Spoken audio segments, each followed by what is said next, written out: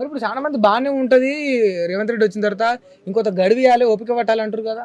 ఇక గడువిచ్చి మాత్రం ఏం చేస్తాడు ఈ రోడ్డు మీద పేదోళ్ళు బతికేది డబ్బాలని కూడా కొడతాండి.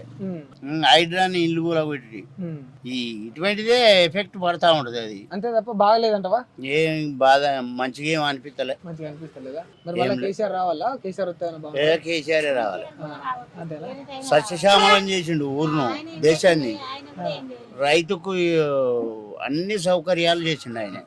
మరి అక్కడనేమో కేసీఆర్ ఏం చేయలేదు, ఆయన ఏం చేయలేదు, ఈయన ఏం చేయలేదు. కేసీఆర్ చేసిండంటే 3-4 ఏళ్ళు కరువు వచ్చింది. అప్పుడు కరువు వచ్చినా కూడా వాడు ఎన్నడూ ఏ రైతు ఏ ముఖ్యమంత్రి అయినా కూడా ఏమి నీళ్లు తెచ్చే మొగోడు అయితే ఎవరు లేడు.